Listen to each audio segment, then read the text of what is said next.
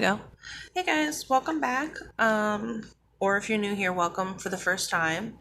Um, I'm just a heads up, so fucking tired. So if this stream goes a little sideways, sorry. I'm gonna try and go for the whole chapter and finish it up. But if I'm too tired, I may not. I don't know. We'll see how it's going. But so last week, I the title said chapter 7, but it was chapter 6. I don't know why I made that bad of a typo. But anyway, so this week is actually chapter 7 because now that we have made it to Hogwarts, fucking finally, now we can understand how boarding school works. So let's learn about the Sorting Hat, which I do have some commentary on, but... So, 7, the Sorting Hat. The doors swung open at once. A tall, black-haired witch in emerald green robes stood there. She had a very stern face, and Harry's first thought was that this was not someone to cross. The first year's Professor McGonagall, said Hagrid. Now this is something that I thought was interesting because I don't disagree with the casting in the movie. But in the movie, they made McGonagall, like, a fairly old woman. But the fact that her hair here is black and not, gray or graying or anything, I think she might be fairly young as well. Like, they cast all the professors in Harry Potter fairly old. But I think canonically she's supposed to be kind of young, like... The author mentions in tweets and stuff that she like has a husband and stuff, and like not that old people don't have husbands, but I think it's supposed to be somewhat implied that she's, if not young, younger than 50 or whatever. So I find it really interesting that the casting, which again, like, I think she did a great job, but I find it really interesting that the casting was for an older woman. And Snape too. Snape is supposed to be like, let's see, he was supposed to be like 11 years ago. So he's like 31, 32, something like that, around this time period. But instead the actor was like 50 or I don't know, older. He was older. It's been a while since I've seen it. Which, I mean, he did a great job, but he just, it's this kind of has a different feel to it if it's not like a bunch of like older sage people, and instead it's, like a bunch of people who, like, I guess have, like, 10-year-old kids or whatever, if they weren't pining after their high school crushes, their dead high school crush, and then hating on her son because it reminds him of this boy's father. That's a whole other... But it makes more sense then, that he's at least... not really young anymore if he's like 31, 32, but he's not 50, you know what I'm saying? There's a different amount of time that he was grieving, 10 versus like 30 years, So, anyway, Professor McGonagall, black hair, stern face, emerald green robes. The first year's Professor McGonagall, said Hagrid. Thank you, Hagrid. I'll take them from here. And it sounds like she's probably been teaching for at least a few years at this point, if she's like no nonsense and stuff.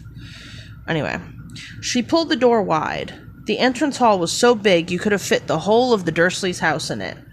Which makes sense if it's supposed to be a school for, like, the whole country. Gotta be able to fit a lot of people in there. The stone walls were lit with flaming torches like the ones at Gringotts, because I do find it really interesting that they can do magic, but the ones who tricked lightning into powering their homes and stuff was actually muggles. That seems like a very witchcraft kind of thing. to be like, we've harnessed the lightning to come and, do shit for us. And instead they're like, nah, we just got fire. We stopped at fire. And it's weird because they have radios. So are they actually harnessing real radio waves, or is that like some other magical process? The specifics of how that, I don't think she thought it through too well, to be perfectly honest.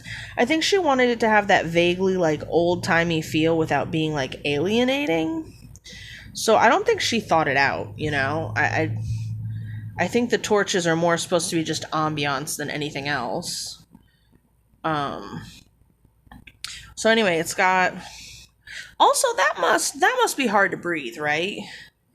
Like if there's just tons of not candles, torches everywhere, that's got to be a lot of smoke indoors. So they must have to have the windows open all year round, because otherwise, I don't think the author has heard of carbon monoxide, if I'm being honest. Because last chapter there was an indoors train, and this chapter it's just a building full of burning stuff. And like a fireplace is one thing, because there's a chimney and the smoke goes out, but just torches instead of lamps. Like if they were candles or lamps, that makes sense. But like torches? I mean, I might be overthinking this. I've never been anywhere that used torches instead of any kind of like oil lamp or gas lamp or anything.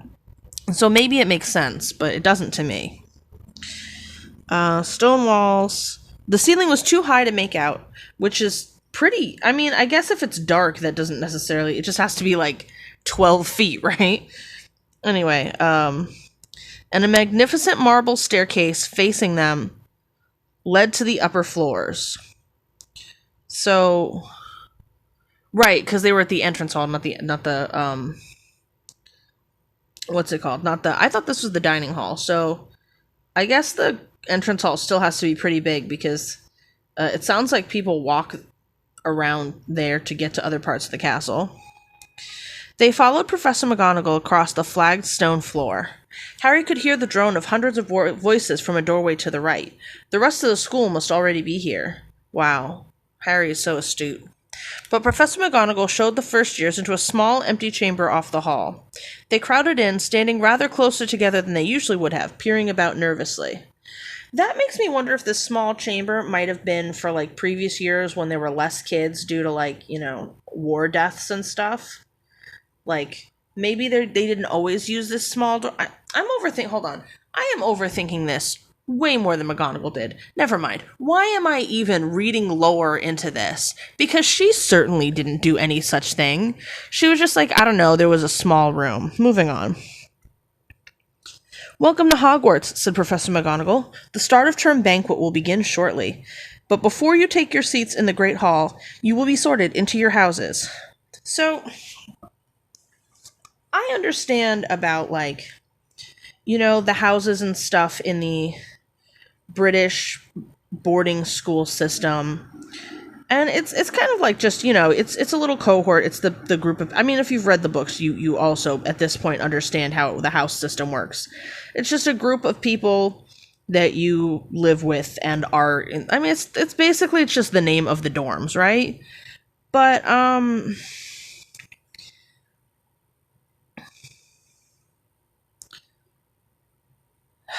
I totally lost my train of thought. Hold on. The banquet. So the banquet, like, is that a thing in the UK where there's like a nice like meal on the first day of class? Because I'm from the US, and in the US, the first day of school, like, it's all just getting a bunch of paperwork signed and explaining like rubrics and stuff. Even in like elementary school, it's very much the first couple days really are just like learning each other's names and shit. I guess because the classrooms are so big. But it seems like the classes are pretty big at Hogwarts too, so I don't know. Also, there doesn't seem to be enough teachers for the number of students. Thinking about it. Anyway, The sorting is a very, but I was gonna say, yeah, there's no like, I know in other countries sometimes there's like a, beginning of the year like ceremony, or like, in some places they'll have like a um assembly where they're like, welcome back, have a great year. I'd be curious to know if anyone knows if this is a thing in like British schools, where like the beginning of the year there's maybe not a feast. I think that's very specific to Hogwarts. Although if there is a feast, let me know about it. That sounds cool. But is there some kind of beginning of the year ritual, or is this just aesthetics again from Rowling? Um,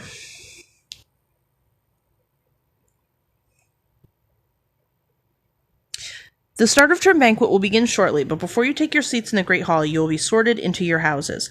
The sorting is a very important ceremony because while you are here, your house will be something like your family within Hogwarts. You will have classes with the rest of your house, sleep in your house dormitory, and spend free time in your house common room. The 4 houses are called Gryffindor, Hufflepuff, Ravenclaw, and Slytherin. And this is definitely for the benefit of the readers, because there's no way. I mean, it seems like the majority of these students are from pureblood families, so they already knew. I mean, I guess maybe this speech is also for the Muggleborns, but this is for us, I don't know that they would necessarily have. No, they might have a whole like, our illustrious school has whatever. I've definitely attended assemblies where they like talked shit up, so never mind. I'm thinking that too much. Each house has its own noble history, and each has produced outstanding witches and wizards. While you are at Hogwarts, your triumphs will earn you house points, while any rule breaking will lose house points. At the end of the year, the house with the most points is awarded the House Cup, which sounds like a stupid competition. Like, it's really, I think, just to promote getting good grades and good behavior. Like, I don't know if she took this from an actual like thing that's done in British schools, or if she was just like, let's have a stupid competition for no reason. Because I can't imagine outside of just like, we don't have enough supervision, so we're motivating the children through a trophy.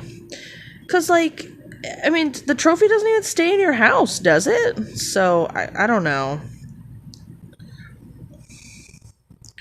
Like, there's no benefit to winning the House Cup. Especially because it's awarded at the end of the year, like right before you leave, and then the competition starts again the next year, so there's basically no point to even trying to win. Anyway, a great honor. I hope each of you will be a credit to whichever house becomes yours. The sorting ceremony will take place in a few minutes in front of the rest of the school, because, we gotta embarrass you, like, right away. I suggest you all smarten yourselves up as much as you can while you are waiting. Her eyes lingered for a moment on Neville's cloak, which was fastened under his left ear, which is an accomplishment, to be perfectly honest. Like, I think she must mean, like, on his shoulder, like, directly under his ear, rather than actually up by his ear, because that would be something. And on Ron's smudged nose. I mean, at this point, people have attempted to clean that nose on the smudge on Ron's nose multiple times, so that's part of his body now. Harry nervously tried to flatten his hair. I shall return when we are ready for you, said Professor McGonagall. Please wait quietly. So this is, I think, the first instance of on-campus signs of Dumbledore having just no idea how to manage a population of children. How the fuck are you going to leave a bunch of 11-year-olds who, you don't know these kids, you don't know if there's any troublemakers in the group or anything, and you're just going to leave them unsupervised while you fuck off to do what? Like, there's no other professors who could have helped with, like, arranging this? And, like, she's got to go and, like, get the hat or whatever and then come back? Like, Dumbledore couldn't get the hat? Like, what the fuck? She left the chamber. Harry swallowed. How exactly did they sort us into the houses? He asked Ron. Some sort of test, I think. Fred said it hurts a lot, but I think he was joking. Harry's heart gave a horrible jolt. A test? In front of the whole school? But he didn't know any magic yet. What on earth would he have to do? He hadn't expected something like this the moment they arrived. Yeah, that's a fair point. Like, what the fuck? He looked around anxiously and saw that everyone else looked terrified too. No one was talking very much except for Hermione Granger, who was whispering very fast about all the spells she'd learned and wondering which ones she'd need. Did she not read Hogwarts a History? I'm pretty sure she talks all the fucking time about that. Do they never bring up the sorting hat? Is it like an open secret where it's like you get sorted and then you never talk about the hat again? Someone has to have talked about the history of the sorting hat or some shit, right? Like, whose hat was it? How long has the hat been how they decided that? Like, when... anyway. They would have written books and shit about it, for sure. For sure.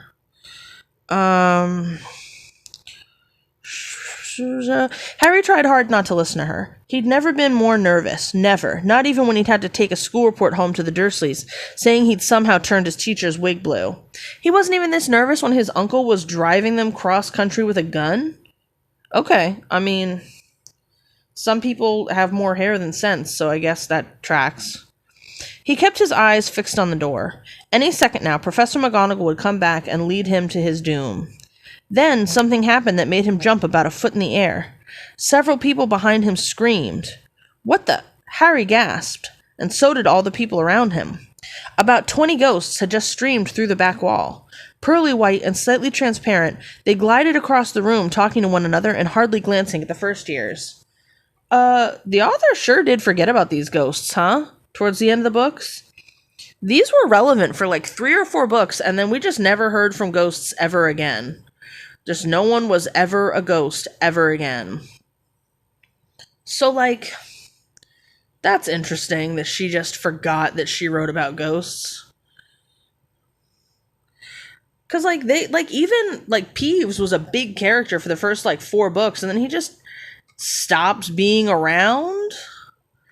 On, the Baron and the Headless Horseman and stuff, or whatever his name was, Nick. They just stop being around. I guess you reach a certain age and the ghosts just stop talking. Oh my god, are the ghosts pedos? Oh no. Anyway, they seemed to be arguing. What looked like a fat little monk was saying, "Forgive and forget, I say. We ought to give him a second chance." "My dear friar, haven't we given Peeves all the chances he deserves? He gives us all a bad name, and he's not even really a ghost. I say, what are you all doing here?" A ghost wearing a ruff and tights had suddenly noticed the first years. Nobody answered. "New students," said the fat friar, smiling around at them. "About to be sorted, I suppose?" A few people nodded mutely. So, you'd think if ghosts were a fixture of the wizarding community, that some of these children, at least, would be like, "Oh, it's ghosts. My neighbor has a ghost," or some shit, you know what I mean? And, secondarily, if we're setting up that ghosts are just a real part of this universe, they're just, sometimes you die, and instead of dying, you're a ghost. Why are there no muggle ghosts? I mean, I guess maybe you could set up the condition you have to have magic in order to become a ghost when you die. I could kind of see that. But, no, never mind, because I was going to say, then how come no muggles have ever reported ghosts? But we live in this universe where ghosts don't exist and people claim to have seen ghosts. So,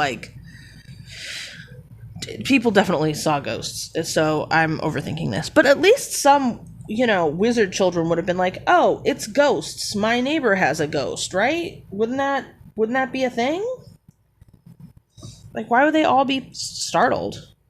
Because most of why, people in our universe get scared of ghosts is because, for the most part, they're not supposed to exist. So if you see a ghost, what the fuck? But if ghosts are supposed to exist, it's sort of like, Ron was not upset when the picture moved, because in his universe, pictures move. But I'd be freaked the fuck out if I was standing somewhere and a painting moved, because in this universe, paintings don't fucking move. That's the alarming part about it, is that it shouldn't be this way. So, if ghosts really exist in this universe, why are all of the children alarmed? Especially with a war just happening and stuff, you mean to tell me none of them have a ghost relative who died in the war and just wasn't ready to go? and hangs out and is like, hey, Merry Christmas, kids. I couldn't get you gifts because I'm a ghost, but anyway. Because, like, we find out in later books that there's, like, a whole ghost society and they have, like, death day parties and stuff. Like, there's fucking ghosts. They really exist and have a culture and stuff. Unlike Harry got invited to a death day party, so, like, people know about them. They talk to living people. I don't know. I just think it's weird that not a single child here has seen a ghost. Like, maybe this is the room where everyone has a hallucination. But I guess hallucination might not be the right word if it's set up that way. Like, this is a magical spell set up to trick you guys into thinking there's ghosts in the castle. It'd be weird, but I wouldn't put it past Dumbledore to do some weird shit like that. Be like, yeah, and then make the kids think ghosts are real. By, like, 5th or 6th year, they'll figure out ghosts are fake. But ha ha ha, how fucking funny. I could see him doing that shit. Anyway, hope to see you in Hufflepuff, said the friar. My old house, you know. And I am a little upset because they definitely... Not they, Rowling, definitely set this up, and I'm a little bit mad. Because, he's just like an affable fat guy. And, like, we're just supposed to associate being fat with Hufflepuff. And we've already set up, you shouldn't like fat people just like because Rowling is scared of being fat. So, like, we're not supposed to like the friar, even though, like, he seems like a fine dude. I mean, he's really forgiving, but that's not necessarily a bad thing. Anyway, move along now, said a sharp voice. The sorting ceremony's about to start. Professor McGonagall has returned. And, like, again, she's just like, stop chatting with the kids, ghosts, we're busy. She's not perturbed. She's not like, oh my god, a ghost. She's like, hello, ghosts, we're busy. So, how come none of the kids were like, yep, there's a ghost? The same way it would be if you saw, like, I don't know, a duck or some shit. It's just it's just a fact of reality. How come none of them are okay with that? You'd think at least some of them would be. Anyway, Professor McGonagall had returned. One by one, the ghosts floated away through the opposite wall. Now, form a line, Professor McGonagall told the first years, and follow me. I don't know why they needed to form a line, because, like, they're not gonna be sorted in that order or anything. They could have just arrived in the hall as, like, a ragtag little gaggle of children, and it wouldn't have made a difference. They essentially became a ragtag gaggle of children once they entered the hall and had to wait their turn. So, I guess the author just remembered something from her school days, like, don't you have to make lines in school? I'll have them make a line. Feeling oddly as though his legs had turned to lead, Harry got into line behind a boy with sandy hair, with Ron behind him, and they walked out of the chamber, back across the hall, and through a pair of double doors into the Great Hall. Now, I think when she says sandy hair, she means, like, sandy colored, but, like, I'm not 100% sure what color sand is supposed to be in this situation, because sand can be, like, a lot of colors. I think she means, like, a dirty blonde type of color, but, like, that's not guaranteed. So I'm just imagining him, like, the first time I read it, as, like, well, he just got back from the beach and there's a bunch of, like, sand in his hair, which, you know, based on the other weirdness in this, book, probably wouldn't have been that out of place if we're being honest. But I think she means, like, blonde, like, I guess, like, a taupe kind of color, maybe? I don't know that I've seen people with the color hair that I'm imagining she means by sandy-haired. But, I mean, I could just have a poor understanding of what sandy hair... You know what? Why am I even doing this? Let me Google real quick and see what sandy hair comes up with. Google sandy hair. Hair. There we go. No, that's not sand. Autocorrect. Okay. Let's see. Work your magic, Google. Tell me what sandy-haired means. Adjective of... So first I get the description of sandy, covered with, full of, or consisting of sand. I don't think it's that one. Having characteristics similar to sand. Right. Of the color of sand, a light yellowish brown. That's probably what they mean. Then the first thing, headcurve.com says 50 types and shades of sandy hair. And sandy hairstyles. I don't know what a sandy hairstyle is, but I'm here to find out. So, beachy wave. So yeah, it's just like blonde. A sandy mullet. Well, I guess a mullet can be anything. Yeah, it's like dark blonde. But then this is just, yeah, it's all just dark blonde. So, dark blonde. Okay. So there's a dark blonde boy in front of him, and Ron behind him.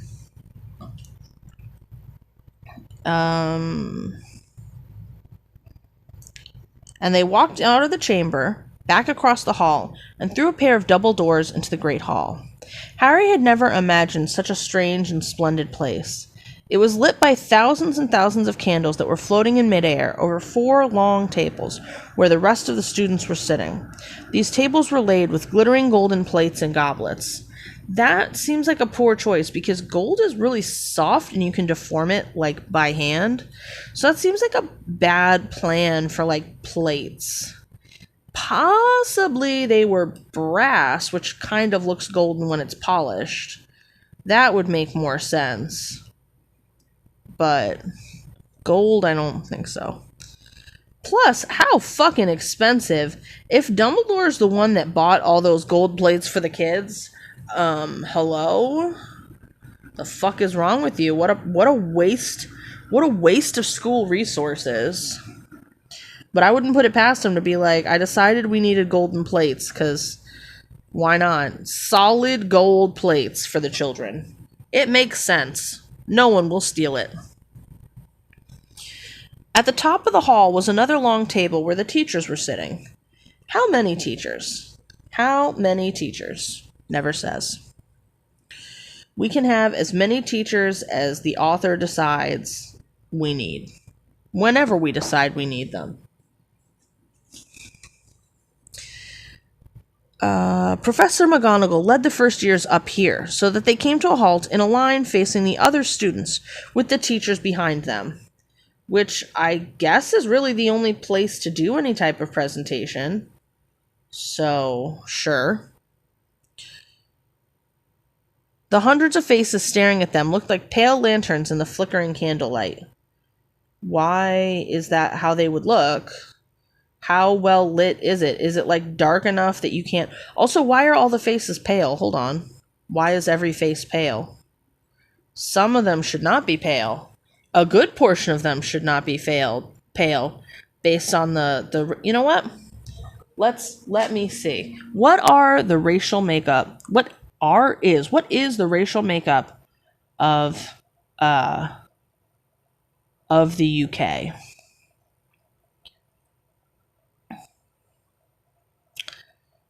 Racial. Yeah, I guess no, makeup's not going to do the right thing. Oh, no, you can. Okay, racial makeup of UK. Let's see.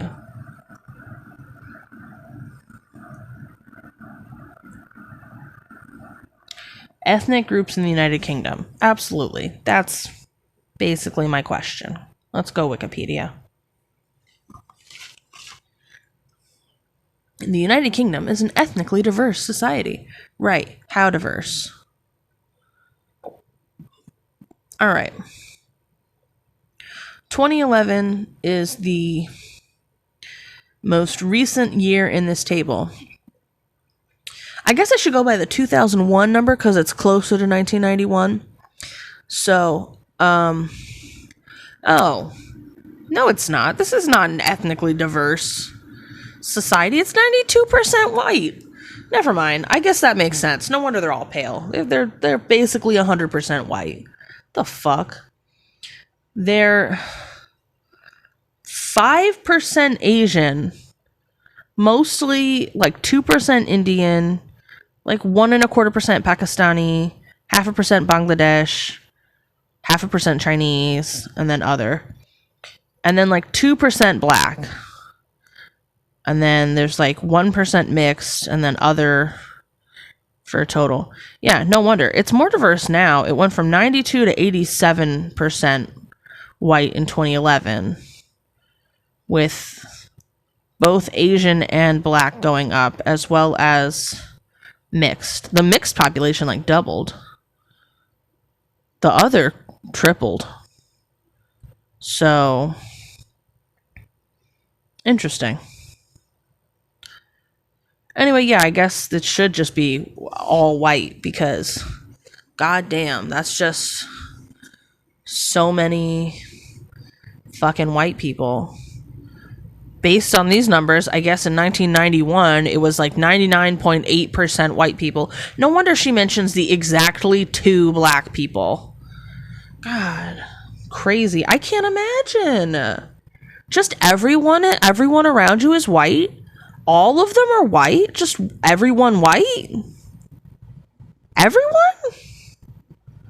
I'm a little bit like having a crisis right now. Just like, you and 10 friends are standing around. 9 of you are white, and the one black person, not black, the one non-white person is either Asian or black. There's not even a list here for like Hispanic or indigenous, actually. I mean, indigenous to where, not to the UK, because that's, but yeah, like there's no like of the Asian, I guess that's wrapped up in other Asian, because I was gonna like, there's no Pacific Islander or anything.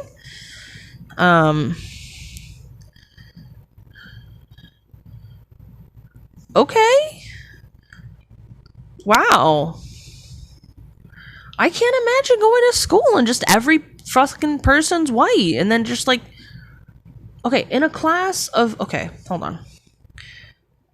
Getting out the calculator. So if there's a class of, when I was going to school in the 90s, I don't know what the class sizes were in the UK. But when I was going to school in the 90s, 25 to 30 was the average class size, like for how many students per class. And based on like what they showed in the movies and stuff, it seems like that's the class size that they went with in the movie, so maybe that's right. For statistical purposes, I'm going to go with 30 children in the class because that seems about right. So 4.39. Oops, wrong one. 30 times 0.0439. What? No. 30 times 0.0439. I can't math. There would be, so in a class of 30, you'd have exactly 1 Asian person. And hold on, right? Exactly. Yeah. And you may or may not have a black person. What? Every 3rd class will have 2 Asian people. I'm going to go with 2%.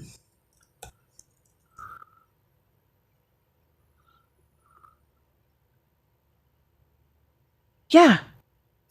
There's a chance, okay, not every class will have a black person. What? Hello? Okay, going with the 2011 numbers. 6% out of 30. In a class of 30. Yeah, you still only have almost 2 Asian people. What? And then times how many, what percent is black people now? 3? You almost have, it's a 90% chance that there will be a black person in class. What the fuck? No wonder I'll just say it, Rowling or whoever has such like weird, gross opinions. She's just surrounded by other weird, gross people all the time. Like, cause you don't. How do you? Cause those like Indian. There should be more Indian people too, right? Based on their like, I mean, just based on British colonialism alone, there should be way more ethnically diverse. Like the whole country should be more ethnically diverse. Like, I'm so confused because like American imperialism has brought a lot of different nationalities. You know what? At this point, what's the makeup of the ethnic groups? Ethnic groups in United States. Like I'm used. I mean, I came from a very ethnically diverse area of this country, but like there's at least a good chance there'll be a black kid in your class, right? Nationally. Let me see how much privilege I had growing up. All right. Blah blah blah. Historic development. No, just like right now. Current trends. Oh, they're not. Oh, hello. Oh. Wow, this article on the United States. Apparently this is a very contentious topic in the United States, that there's actually 2 separate articles about this. So let me go try the other race and ethnicity in the United States. If this is also just about like the oh, you know what? I could have gone to the census page. If this Wikipedia doesn't have the info I need, I'm just going to the census. So I actually know where on the census page to find it. Culture of the United States. Okay, so yeah, like wow. Okay, so right now for the 2020 census, only 60% of the United States is white. And like I feel like I'm surrounded by white people all the time. I can't imagine like 92%? The fuck? 60 already feels like so much. Okay.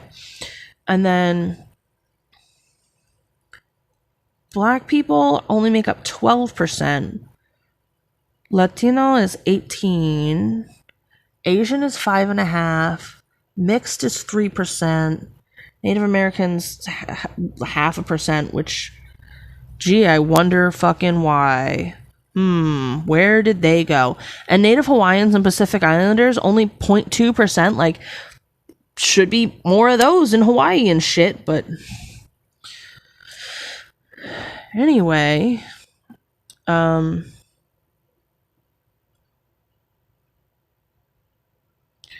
Okay, well that made me sad, not gonna lie. That made me sad. I wish I hadn't known that. I wish I still didn't know it. Anyway, 92% of the faces Harry's looking at right now are white. And so it's a bunch of pale faces staring at him in the candlelight. Dotted here and there among the students, the ghosts shone a misty silver. So the ghosts are just sitting at the table like, cuz? They just felt like hanging out? Or because they can fly, so, or can they fly? Actually, in the last passage, like, she didn't say where in temporal space they were. I assumed it was like over the kids' heads, but like, did they just like walk through the wall like at ground level? Do ghosts have a basic like gravity they have to adhere to? That's weird. We know Peeves can fly, but can the others fly?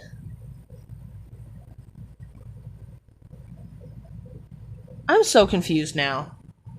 Because Peeves can fly, but can ghosts fly? It feels like that's something I should know. Because if they can go through walls, they don't have to be on the floor, right? Do they just do it out of like, you know, for like, because it's culturally like, well, you know, you gotta walk on the ground, or okay, well, This feels like a question I shouldn't have to ask. It should just be known and understood. I don't know. Alright, so ghosts. Mainly to avoid all the staring eyes, Harry looked upward and saw a velvety black ceiling dotted with stars. He heard Hermione whisper, "It's bewitched to look like the sky outside. I read all about it in Hogwarts, a history." Right, so she read about the fucking ceiling in Hogwarts, a history, but not the fucking Sorting Hat? Okay. It was hard to believe there was a ceiling there at all, and that the Great Hall didn't simply open onto the heavens. Onto the heavens? Not up to the heavens? Anyway. Harry quickly looked down again as Professor McGonagall silently placed a four-legged stool in front of the first years. On top of the stool, she put a pointed wizard's hat. This hat was patched and frayed and extremely dirty. So who patches it? Or was it already patched before it became the Sorting Hat? Can the hat feel pain? Is it upset when it got ripped? If it got ripped now that it's sentient, or sentient-ish, I'm not sure it actually technically is, but would it be upset now if it did? What kind of life form is the hat? Questions we will never get answers to, but we'll certainly definitely know that Dumbledore fucked Nazis. Like, the priorities of this author will never cease to amaze me. Aunt Petunia wouldn't have let it in the house. I mean, she wouldn't have let it in the house for a variety of reasons, but I actually do not have any shade for her for not letting a filthy, raggedy hat into her house. I would also be like, maybe put that back in the dumpster, hun. We can afford hats, you know? Oh, we're about to read this poem. Okay. Maybe they had to try and get a rabbit out of it, Harry thought wildly. That seemed the sort of thing. Noticing that everyone in the hall was now staring at the hat, he stared at it too. For a few seconds there was complete silence. Then the hat twitched. A rip near the brim opened wide like a mouth, and the hat began to sing. "Oh, you may not think I'm pretty, but don't judge on what you see. I'll eat myself if you can find a smarter hat than me. You can keep your bowlers black, your top hats sleek and tall, for I'm the Hogwarts Sorting Hat, and I can cap them all. There's nothing hidden in your head the Sorting Hat can't see, so try me on, and I'll tell you where you ought to be. You might belong in Gryffindor, where dwell the brave at heart.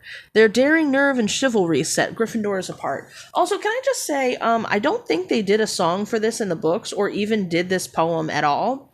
And I feel like that was a mistake, because it would have been hilarious to try and see this set to music. Because this is not... It's definitely a fine spoken word poem, but this doesn't have the cadence of a song. Anyway. "You might belong in Hufflepuff, where they are just and loyal. Those patient Hufflepuffs are true and unafraid of toil. Or yet in wise old Ravenclaw, if you're a ready mind. If you've a ready mind, where those of wit and learning will always find their kind. Or perhaps in Slytherin, you'll make your real friends. Those cunning folks use any means to achieve their ends."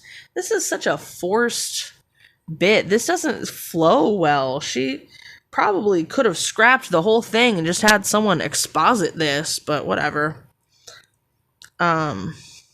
"So put me on, don't be afraid, and don't get in a flap. You're in safe hands, though I have none, for I'm a thinking cap." Wow, it's a pun. Clap, clap.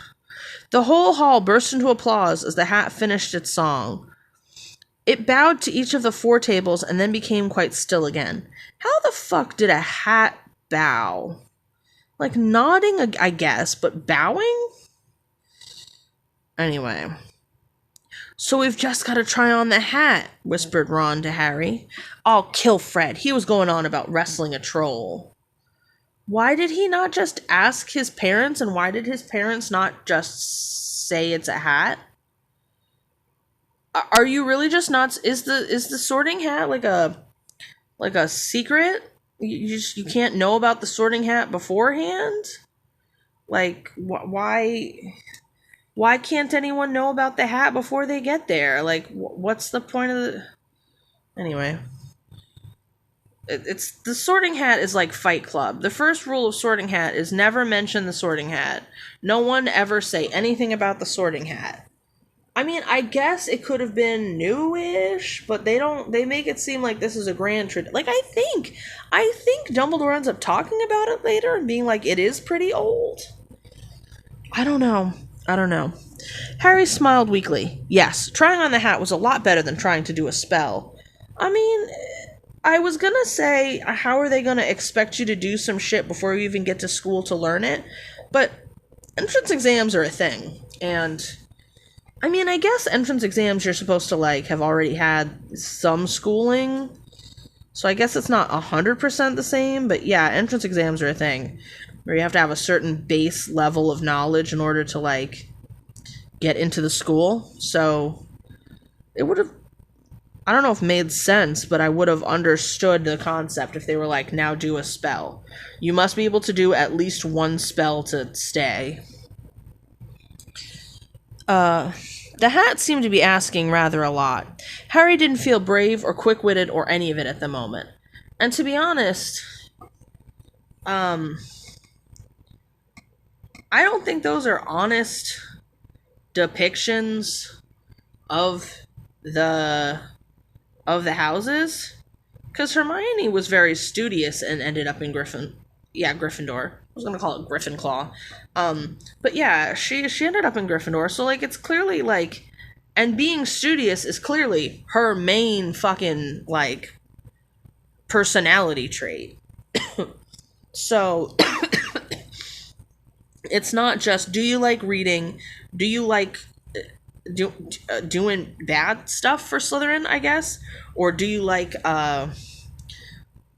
do you bravery? I mean, bravery in an 11-year-old, you know what I mean? Like, I mean, I'm not saying that 11-year-olds haven't done brave shit. There's kids in Ukraine right now being braver than I probably have been in my whole fucking life. But like, just an average British 11-year-old child waltzing into Hogwarts, like, oh, this kid's brave as fuck. Like, how do you know? You know, I guess the hat is seeing deep into their soul and seeing that, like, you know, because Hermione did end up doing some brave as fuck shit at, like, 17. But, like, doing brave shit at 17, like, how does can the hat see the future? Or is this just, like, an innate potential that can be tapped? Meanwhile, like, you know, they're kind of pussyfooting around it with, like, cunning and stuff. Like, what do we mean by cunning? Like, are the people in Slytherin, like, potentially good business people? Like, what's, you know? Like, people have definitely taken this system of classification and run with it. Like, anyone who's taken a house sorting quiz that was more than just, what's your favorite color? There's only 4 options, you know? It's not, and it doesn't escape my notice that you know, Gryffindor is gold, Slytherin is silver, Ravenclaw's bronze, and then Hufflepuff is just black, just 4th place, whatever, get out, losers. But you'll notice that in this classification, you know, that places Ravenclaw in 3rd. If you can't be in Gryffindor, the author herself is like, well, then be in Slytherin. Because who wants to be a nerd or, I guess, the house with friends? You know, the house where people give a fuck about each other? So, like, her priorities there, I find, are really interesting. Because, like, she wants you to be like, oh yeah, Slytherin bad, that's where all the bad people came from. But she has inadvertently a few times been like, yeah, Voldemort was a bad dude, but I mean, at least he was famous. And I think that's sort of an attitude she maybe has and knows that other people find off-putting.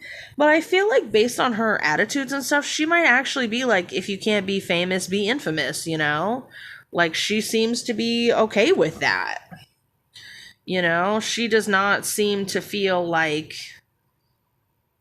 she has any responsibility now that she's famous to like do anything good with that. Um and that sort of comes through in the books where she's like, you know, if you can be Gryffindor, be a Gryffindor. But if you can't, be a Slytherin. And if you can't be a Slytherin, I mean, shit, I guess do books because like that'll make you a famous scientist or whatever. And if you can't, well, fuck off. You're a loser. And we're gonna like never really, because like we never really meet anyone from those houses that isn't like a throwaway character. The two main groups of students we hear about are in Gryffindor and Slytherin. And then I think some people get love interests from Ravenclaw. And then Hufflepuff, just fuck off. No one cares about Hufflepuff. Hufflepuffs get stuffed in lockers and, I don't know, I guess leave school because they're being bullied, you know? Like, Cedric was in Hufflepuff, I think, and he gets fucking murdered, so, you know, the prioritization is clearly who gives a fuck about Hufflepuff. They're not even worth mentioning most of the time. Anyway, Professor McGonagall now stepped forward holding a long roll of parchment. Because even though they have books, they couldn't just, like, cut the parchment into pages and have, like, a stapled list. Or even just, like, they couldn't figure out paper clips. Because we've had paper clips, like, a long time. Hold on, when was the paperclip invented? When was paperclip invented? Like, what year? How have they not picked up on fold-a-metal? 1899. The first patent for paperclips was in 1899 in Germany. Like, the American patent was in 1901. So, like, how have they not figured out paperclips? When were staples invented? Staples.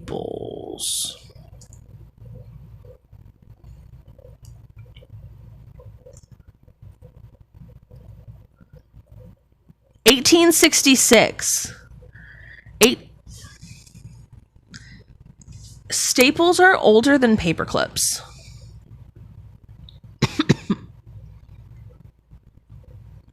How did wizards not figure out staples?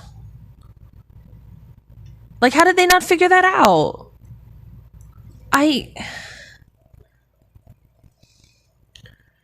It seems really easy once you're like,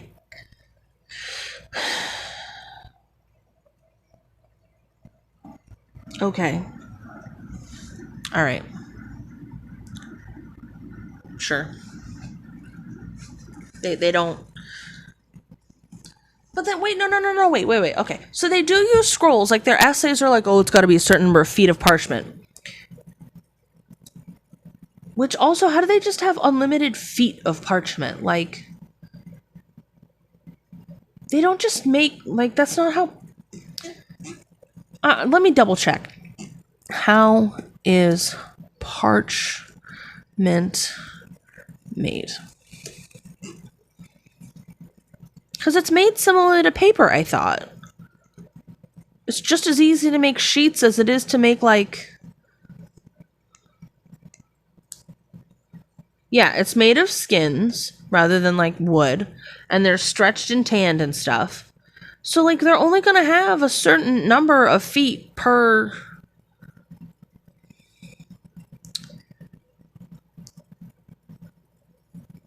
like...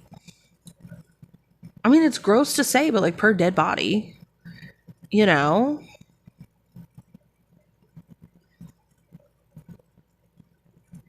So, like...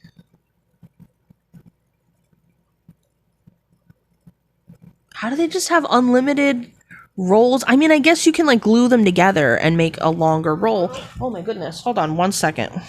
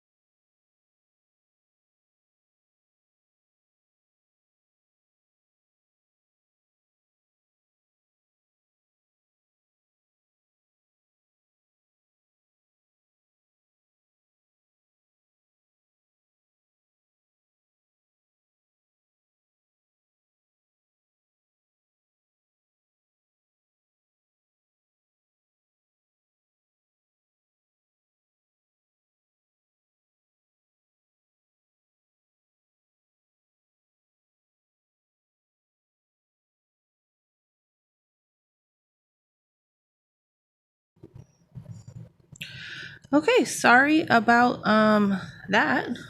I thought I had another good hour of nap time left. Turns out no. Turns out no. So now that I've got them all set up with a snack and their tablet, it's time to come back. So parchment. We were talking about parchment. Yeah, so I don't understand how they have just like feet and feet, like 4 or 5 feet of parchment. I mean, I guess with some animals you could get that much skin off of something, but like my understanding is it's more or less easier to just make pages of it. But anyway, I don't know. She has a roll of parchment. I'm also not convinced that the author was 100% positive what parchment was, because she treats it like it's just paper. And like parchment paper, what is parchment paper? Let's look that up. Because I don't think she's talking about parchment paper, right? Parchment paper. Like, I'm not sure how it's treated to get that, like, texture. I thought it's, like, some kind of oil or something, maybe? Okay, so it's plastic, basically. Vegetable parchment is a cellulose-based composite that has been processed to give it additional properties like non-stickiness, grease resistance, and resistance to humidity. Should not be confused with wax paper, which is paper that's been coated in wax. But it's like waxy, yeah. Okay, so it's just, it's just paper. So I'm not sure I feel like she thinks, because those come in big, long rolls. You can have a huge roll of parchment paper. But, like, I don't know. I'm definitely overthinking this. But parchment tends to be in, like, discrete sheets. Because you're not going to take, like, the edges of the skin or whatever. You're not going to use those. So once you trim that away, there's only a certain amount of parchment left. And, like, to my knowledge, those were not usually rolled up. They were made into codexes, which is, the word, that's what a book is a codex. So, like, I mean, they were mostly not that I'm an expert, they were like folded up to make codexes instead of like, cut into slices. They'd take the whole thing, fold it down to the number of like, layers that they needed. Cut it on the like top, but like, yeah, they were very thrifty with it. So I don't think they'd just be making, like, long-ass rolls. Anyway. That also implies that a potential modern-day profession for a wizard is tanner? I wonder if there's any magical tanning. Not that I think the author thought of any of this, but... Anyway, so, long roll of parchment. When I call your name, you'll put on the hat and sit on the stool to be sorted, she said. Abbott, Hannah. Was this one of the ones... I know Bones was. I don't know. But there was, those wizarding families. Hold on. Let me do a search. Let's find out.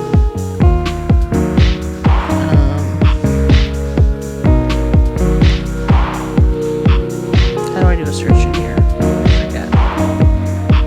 Okay, here we go. Search.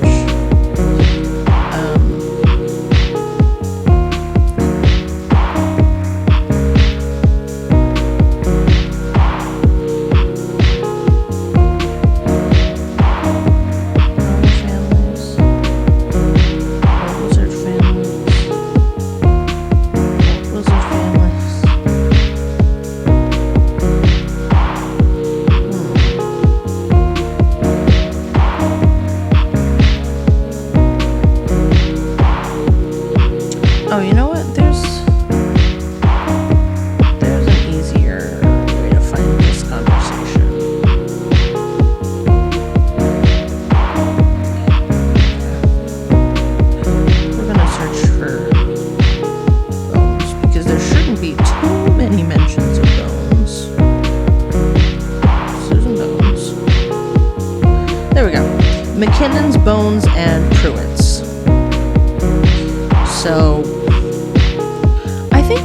Druid's like related to Molly? Am I imagining that? I might be imagining that. That might have been from it might have been from a fan fiction. I don't know. Anyway, so Hannah Abbott, oh my goodness. A pink-faced girl with blonde pigtails stumbled out of line, put on the hat, which fell right down over her eyes, and sat down. A moment's pause. Hufflepuff, shouted the hat. The table on the right cheered and clapped as Hannah went to sit down at the Hufflepuff table. Harry saw the ghost of the fat friar waving merrily at her. Bones, Susan.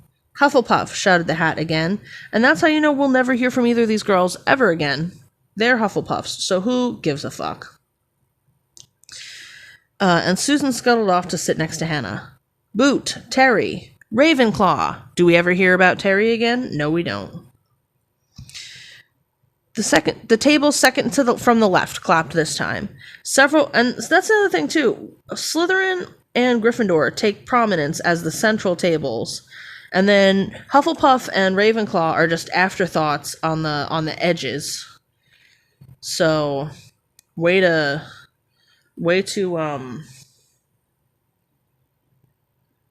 show who you care about. I'm also just realizing that means, so like, Hufflepuff and Gryffindor are near each other, and Slytherin and Ravenclaw are next to each other. Meaning that subconsciously, the author is saying that there's something somewhat sinister about the gaining of knowledge, which they're more alike than not. So, actually, given sort of the reputation she sort of built up for Ravenclaws, my god, Gryffindors, for kind of like charging into situations, and like, I mean, she sure did write both Harry and Ron as kind of idiots, and how odd it is that Hermione like attempts to study and stuff. She might actually really think learning is for dum-dums, which is weird because she wrote a book which sort of implies she wants people to read at least her book. So you need to learn how to be literate. I guess you just have to be literate enough to buy the book and not think hard about it, because she sure didn't think hard about most of the things in this book. Like, the subtext sure do go whoosh for her, it seems.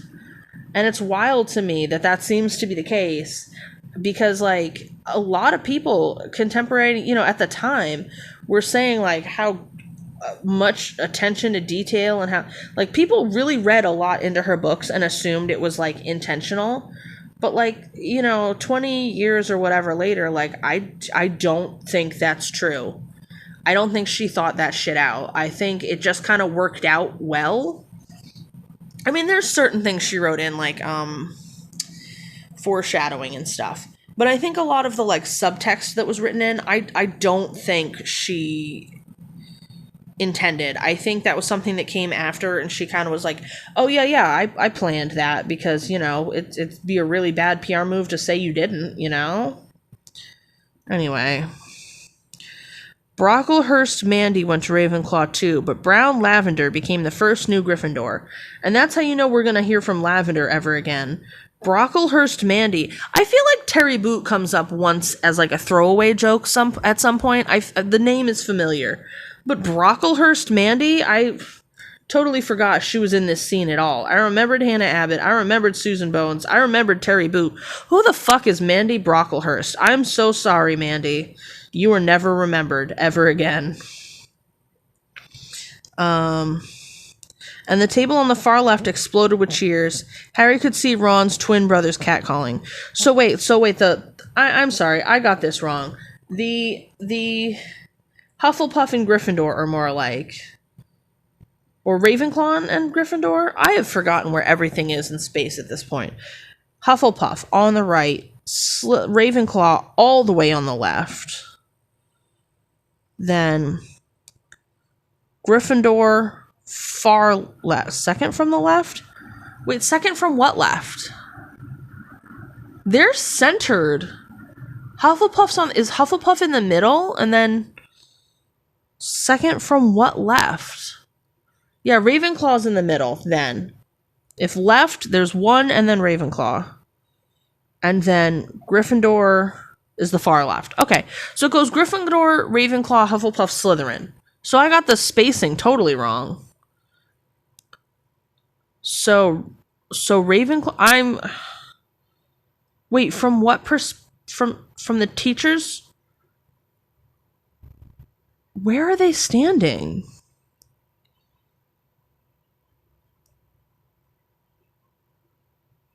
Because now I'm imagining they're like in the center, but like, is that said? Harry didn't feel okay. Here's the poem. They were standing in front of the teachers, right? Why am I wasting so much time on this when it doesn't matter? She didn't think about it. Why should I? All right. So, okay. Millicent Bulstrode goes to Slytherin. Perhaps it was Harry's imagination, after all he'd heard about Slytherin, that he thought they looked like an unpleasant lot. Yeah, that's fucking bias, Harry. Chill out. Some of them are probably totally fine. He was starting to feel definitely sick now. He remembered being picked for teams during gym at his old school. He'd always been last to be chosen, not because he was no good, but because no one wanted Dudley to think they liked him. Well, they're going alphabetically, you dunce, so you're clearly not going to be picked last. I mean, even if you are picked last, someone has to be, right? So if Potter is the last alphabetic name, then, like, whatever. God. Finch Fletchley Justin. Hufflepuff. Sometimes, Harry noticed, the hat shouted out the house at once. But at others... No, Potter's not going to be, because Weasley's behind him, so there's at least they got to go to W. He's going to be second last, if nothing else. Anyway. Sometimes, Harry noticed, the hat shouted out the house at once. But at others, it took a little while to decide. Finnegan Seamus, the sandy-haired boy next to Harry in the line, sat on the stool for almost a whole minute before the hat declared him Gryffindor.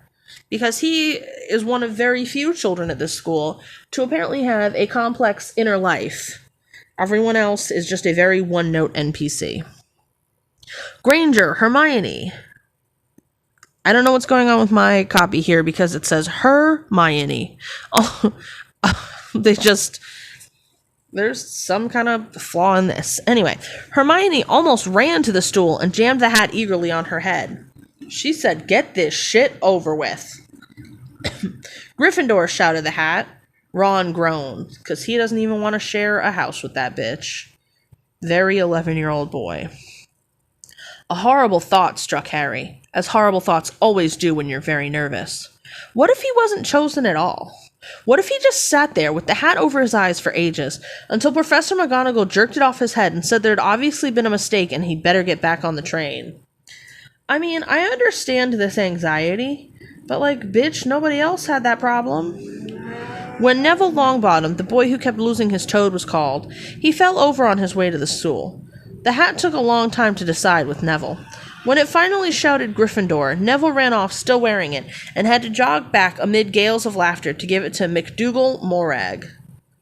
Which sure is a name. That kid's going places. Malfoy swaggered forward when his name was called, and got his wish at once. The hat barely touched his head when it screamed Slytherin. Which, I mean... We're supposed to feel like he's, like, cocky in this moment, but the fact that he immediately got Slytherin means that he was nervously being like, please Slytherin, please Slytherin, please Slytherin, please Slytherin. You know? Otherwise the hat would have been like, so what the fuck's going on here? Like, we have seen, canonically, that that's the case. So... I mean... whatever. Malfoy went to join his friends Crabbe and Goyle, who I guess were sorted off camera, looking pleased with himself. There weren't many people left now. Moon, Knott, Parkinson, then a pair of twin girls, Patil and Patil. Patil? I don't know how you say that. I'm sorry. Then Perks, Sally Ann, and then, at last, Potter, Harry. As Harry stepped forward, whispers suddenly broke out like little hissing fires all over the hall. Fires is an interesting choice for the sound of whispers. I guess I can hear it, but it's It's interesting. Potter, did she say? The Harry Potter? Yeah, of course everyone's like, oh shit, we're going to school with him? We all just became NPCs, damn. The last thing Harry saw before the hat dropped over his eyes was the hall full of people craning to get a good look at him. Next second, he was looking at the black inside of the hat. He waited. Said a small voice in his ear. Difficult. Very difficult. And, no it's not. No, it isn't. He's not smart. That's been covered multiple times. He's a fucking idiot. He is not interested in book learning. Ravenclaw, obvious out. Slytherin, this boy contains no cunning whatsoever. Zero skill at, like, social climbing or whatever. Like, it depends on what you consider, like, cunning and... I mean, both Hufflepuff and Slytherin rely on loyalty. I mean, all of them really rely on loyalty, so that one's out. Like, yeah, just no. Then, so, Hufflepuff is the wastebasket, basically. So that's only if everything else has been ruled out. But, like, a lot of people, and I think they're correct, have said basically Hufflepuff's main trait is, like, welcoming people who aren't like you. Harry sure didn't do that. He said goodbye Malfoy, so not Hufflepuff. So that only leaves Gryffindor, but it shouldn't. I guess, you know what? You're right. It's difficult because he's nothing. He's none of these qualities. Bravery? No, because he didn't do shit, like, his whole life. Shit keeps happening to him, and he keeps making the choice that works out for him in the end. But he doesn't, like, actively improve. Hermione's brave. She did the whole end slavery now thing. And Harry made fun of her for it. So, he's a fucking coward.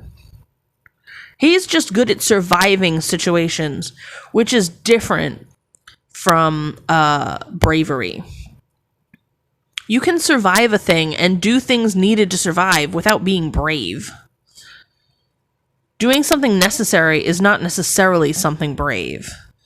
But whatever. Anyway, very difficult. Plenty of courage, I see. Where? What courageous thing has he done so far? What courageous thing is he gonna do in the next decade?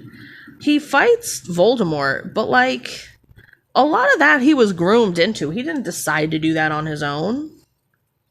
Even what he does at the end of this year, going into the forest and, like, getting the Sorcerer's Stone and stuff, he was groomed into that. He didn't want to do any of that shit himself. Dumbledore was like, oh man, it sure would suck if you were to, like, get that Sorcerer's Stone out of the mirror and stuff.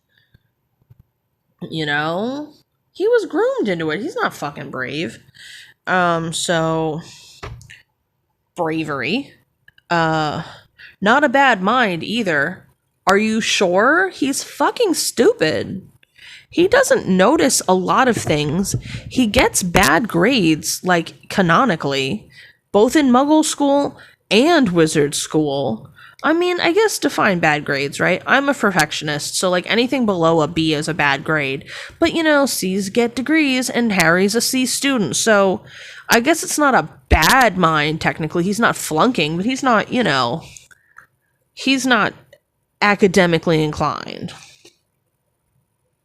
There's talent. Oh my goodness, yes. I think it's supposed to, I don't know what that A is for. And a nice thirst to prove yourself. He keeps being like, I wish people wouldn't look at me. So, if you say so, Hat. Now, that's interesting. So where shall I put you? And, like, I think this is the Hat being like, go wherever you want, buddy. The world is your oyster. This is his crossroads moment. And he chose Gryffindor. Because, I mean, it certainly has a good reputation, let's put it that way. Harry gripped the stool and thought, not Slytherin, not Slytherin. Not Slytherin, eh? Said the small voice. Are you sure? You could be great, you know. It's all here in your head, and Slytherin will help you on your way to greatness, no doubt about that. Which definitely makes it sound like the Hat is trying to coax him to the dark side or whatever. But I think he just means, you could make some good connections in there. But anyway. I mean, certainly the children in Slytherin would, above all other houses, be primed to do, like, business networking or whatever with Harry. But I guess he could go into, like, Gryffindor and just, like, not know hardly anyone for the whole of his school career. That's fine, too, I guess. I mean, I'm not saying that's necessarily a bad choice. You're allowed not to want to be famous or whatever. But for someone who, quote unquote, has a thirst to prove himself, he sure didn't choose anything that would imply he wanted to do that. Like, over the course of his school career, he pretty routinely chose, I just want to be a normal kid, which is 1,000% valid. I am not making fun of that as a choice for someone to make. It just totally disproves what the hat said about, like, oh man, you want to prove yourself. You want to show people who you are. No, I don't. I don't give a shit about that, Anyway.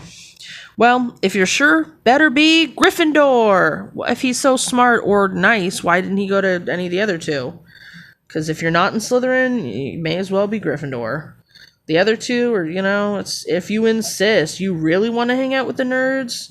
Okay. Harry heard the hat shout the last word to the whole hall.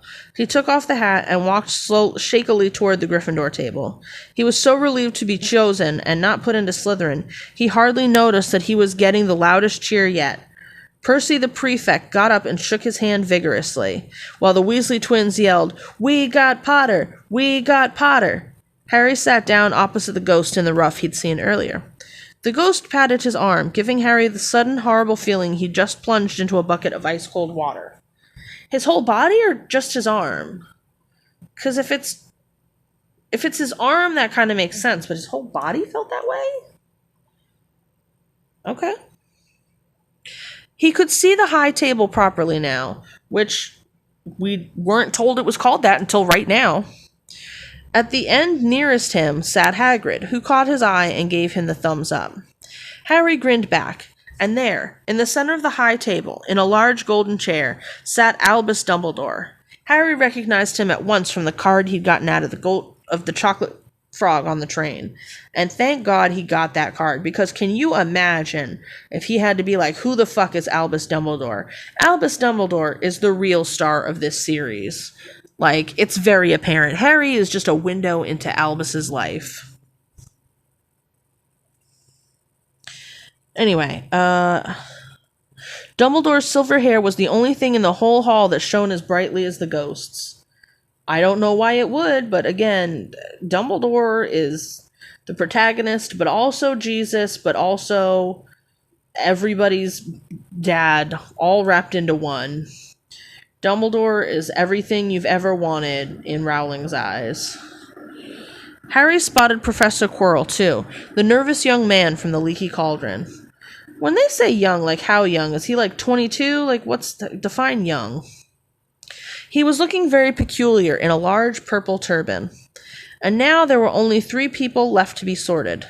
Thomas Dean, a black boy even taller than Ron. Get it? Because black people, they can play basketball and stuff. Ha ha ha. Joined Harry at the Gryffindor table. Turpin Lisa became a Ravenclaw. And rip to her, I don't remember her either. Or, Morga McDonald or whatever their name was. Wasn't it? I'm scrolling back. Who? McDougal. Morag McDougal. See? Already forgot Morag. Poor Morag.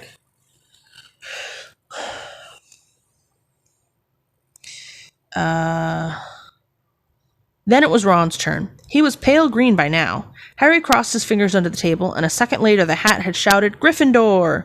Harry clapped loudly with the rest as Ron collapsed into the chair next to him. Which, I thought they had benches, but I guess it's chairs. "Well done, Ron. Excellent," said Percy Weasley pompously across Harry, as Zabini Blaze was made a Slytherin. Professor McGonagall rolled up her scroll and took the sorting hat away. Sounds like she gets to eat, like, last, because she's doing all the administrative stuff while Dumbledore just sits around. Dumbledore's lazy as fuck. Harry looked down at his empty gold plate. He had only just realized how hungry he was. Well, bitch, you didn't even eat breakfast, really. You had a bunch of snacks on the train, and it was an 8-hour trip for a 6-hour journey, so... Okie doke. The pumpkin pasties seemed ages ago. 'Cause they were. It's like 10 p.m. at this point. Albus Dumbledore, and that's conservative. 'Cause if it's 8 p.m., okay, it's 8 p.m.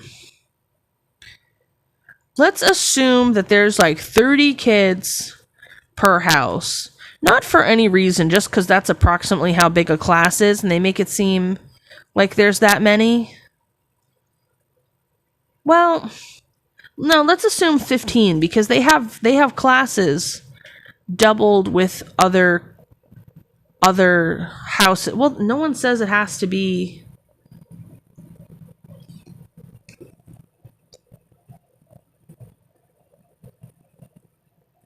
Let's see.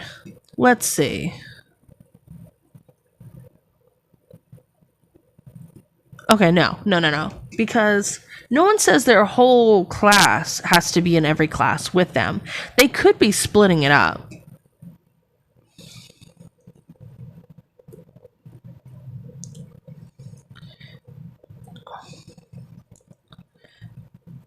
I don't know. Okay, so if there's 15 kids per per year, per house, spread across all the houses, that's 420 students. Which, don't get me wrong, is a lot of students, but she makes it seem like a bigger school than that. And especially, like, let me just check. Population of UK 1990. Guess I'm doing this math all over again.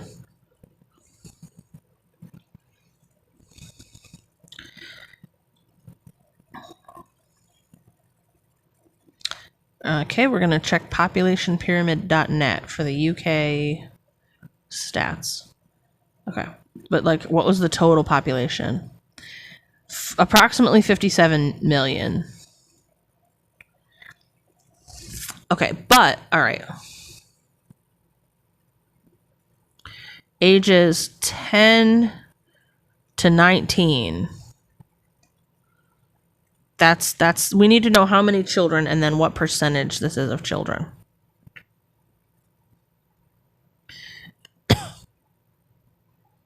Okay.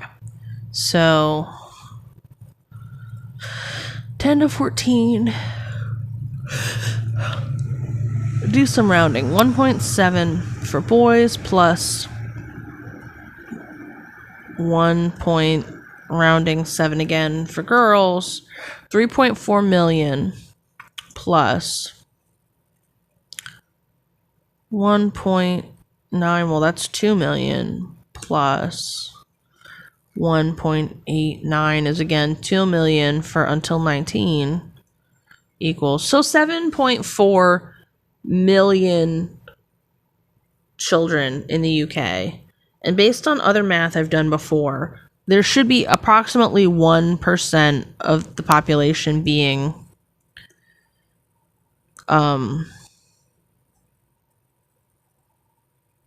wizards. So 7.4 times 0.01 times 1 million. So there should be like 74,000 children between the ages of 10 and 17. That's too many for this school.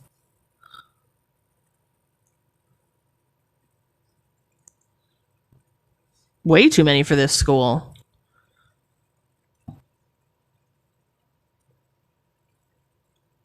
Let's try if it was 1%, right? Oops. Times 1 million.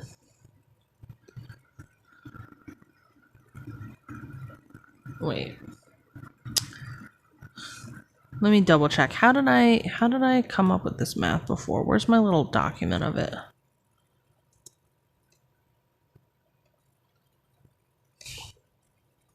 I'm pretty sure I saved it on my computer. If not, I am a little bit fucked.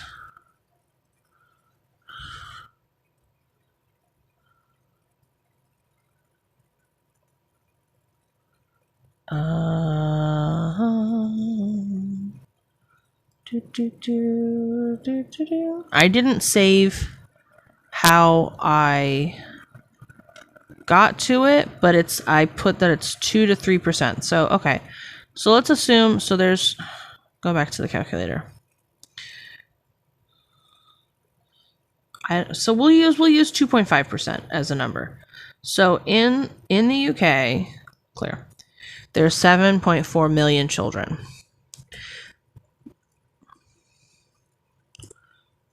So times 1 million. So 185,000 children between 10 and 19. And obviously 18, 19 isn't going to school because your last year there is at 17.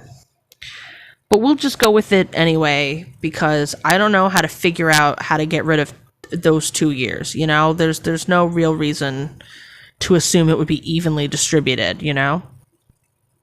And also we're including 10, which you have to be 11 to go to school. Whatever. It's a rough estimate. So if we distribute that between the... Yeah, I know we can't divide by 0. So there's 185,000 students.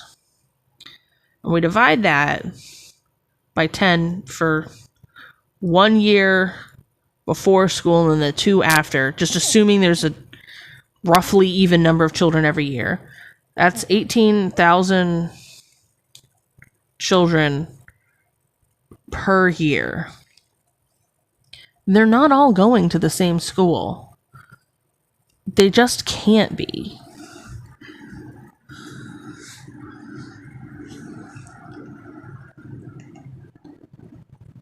But like, let's say for this, they are. For some reason. Just like, because it's already been impressed on us that the school is so super enormous. So there's 18,500 children per year. So times 7 years, there's 129,500 students at school. Divided by 4 houses, there's 32,000 kids per house. There's no way. There's no way. That's like a town.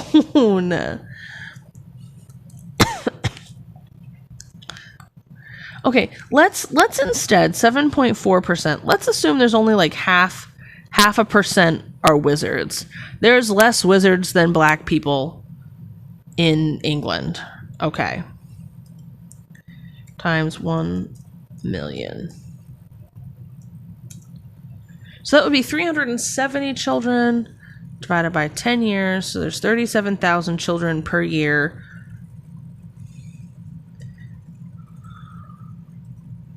Times 7, there'd be 250,000 children in the fucking school. That can't be right. 7.4 million. I must be doing this math wrong. 7.4 million. You know what? I'll just times 1 million. There we go. 74 million times 0.05% is, yeah, it's 370,000. If you average that out, that's 37,000 a year. The fuck? There's an impossible number of wizard children to all go to the same school.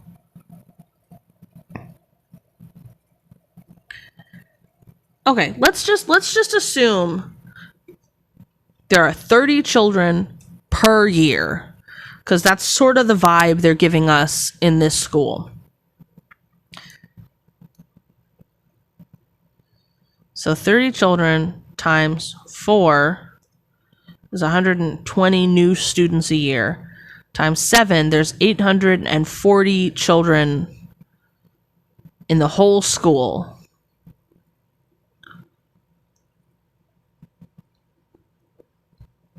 Okay. The population of children 10 to 19 is 3, 6 and a half, 7, 8, 9, 10, 11, 12, 5, 6, 7, 8, 8. It's 9.8. Let's just call that 3. 3, average that out to 4, 5, 6, 7, 8, 9. There's like 9%. Like 9% of the British population is between 10 and 19. So assuming that that's true, and 840 is, well, let's add 120 for 10-year-olds and 120 for 18 and 120 for 19. So there's 1,200 wizard children between 10 and 20. Yeah, okay. So then, doing some literal back of the napkin work right now. Because I don't know how to do percentage math on a calculator like this. Where's my fucking pen?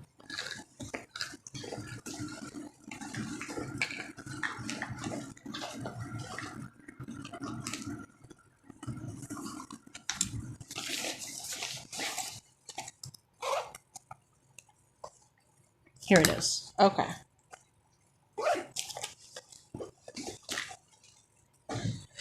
Now that I got a fucking pen. Alright. So 1,200 out of how many equals, what did we decide the percent was? Jesus Christ. 3, 6. Oh, I'm looking at the wrong one. 3, 6, 7, 8, 9, 10, 11. Like 13. Let's call it 13%. 13 out of 100. So that's 1,200 times 100 equals 13x. 1,200 times 100 is 120,000. And that equals 13x. But divide it by 13 and you get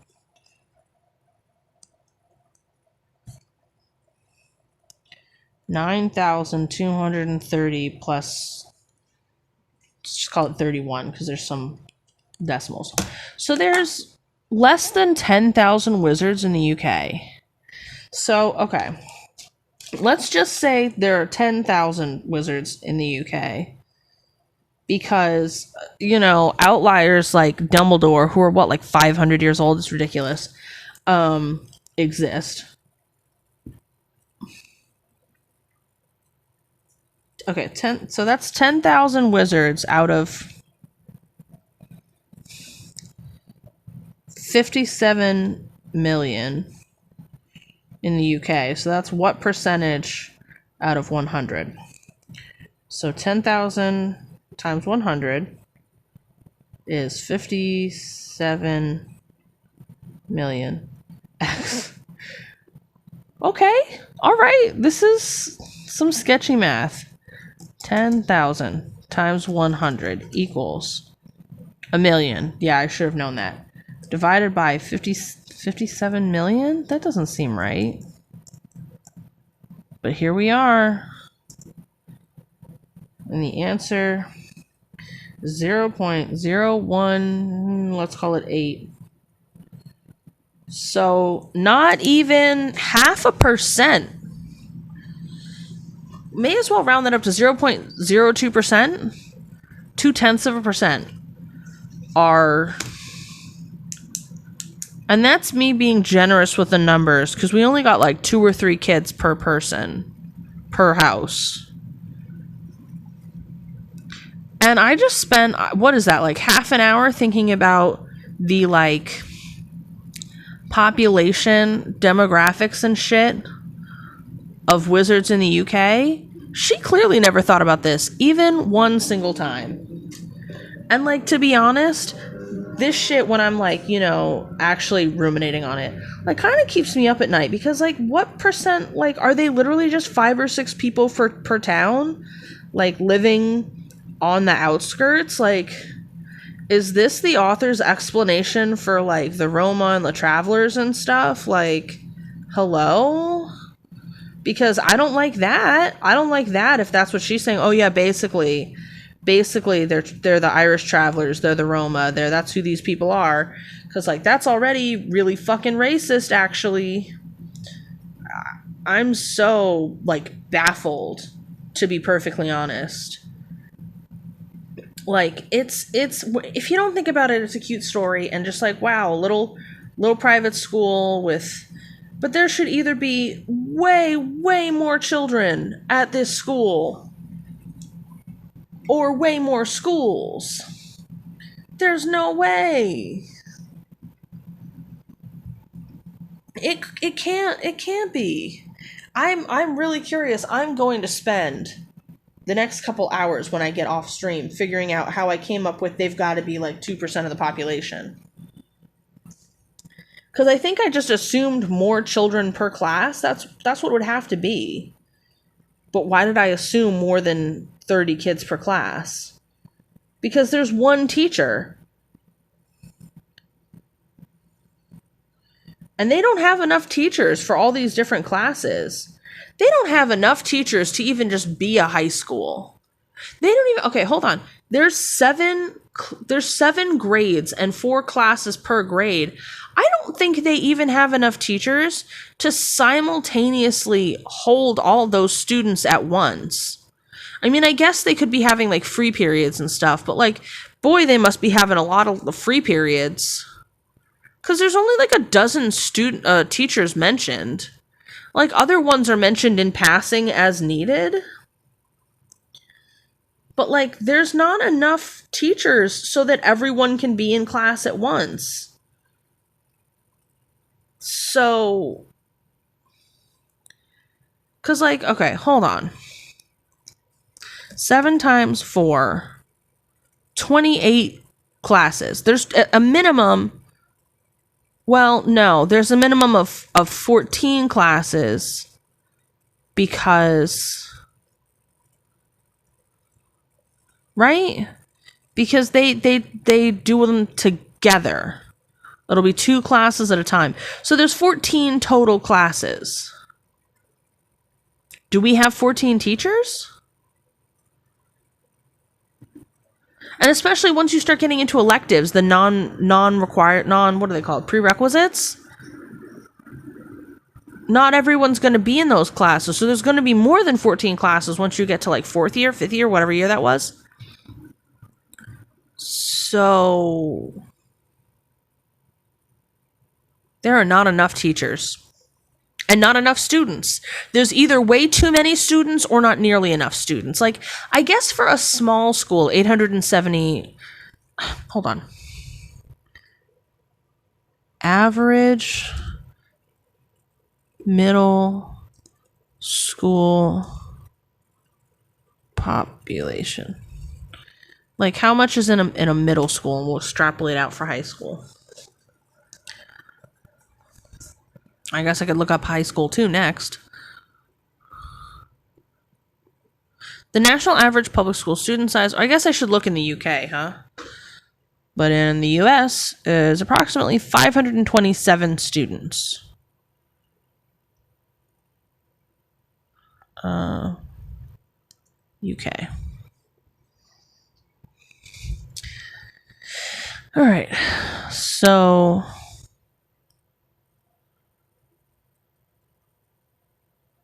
well, yeah, but how many students are in the school?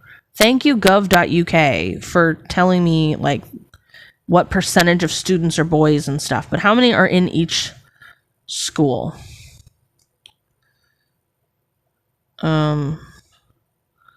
Wow, national statistics only go back to 2018.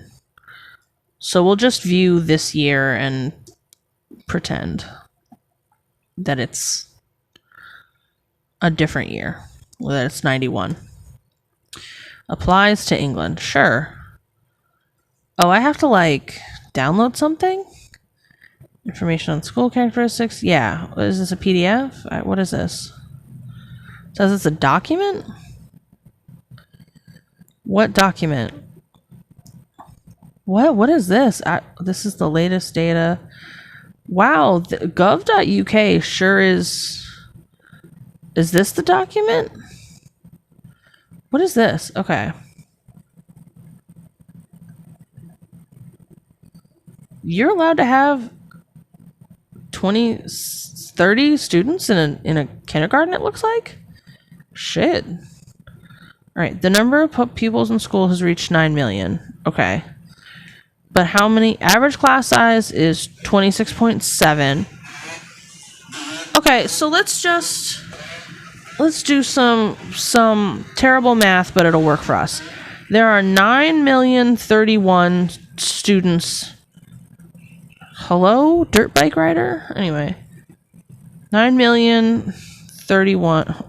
God, I can't do math.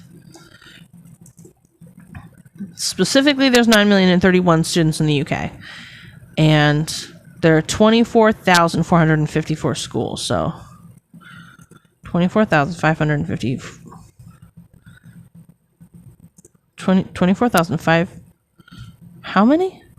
454. 24,454. So that's only 400 kids per school? Oh. Okay, so schools so schools there are small. Okay. Huh. All right. Well, how many? Hang on. Average high school. This is thrilling content, right? Population.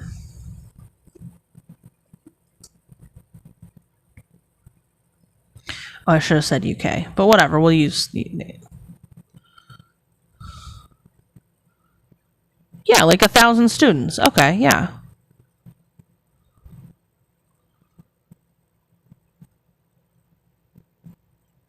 Yeah. Okay. 800 to 1,000. Oh, they can have up to 2,500? Okay. Yeah. Yeah, so 1,000 students. Okay. So yeah, so for a combined middle and high school, 800 seems like a little low if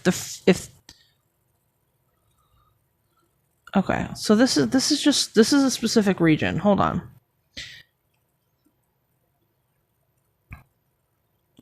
Here we go. School enrollment. Nope, that's not the right one. Mean number of students per... Here we go. ed.gov. Oh, that's... No, a totally different statistic.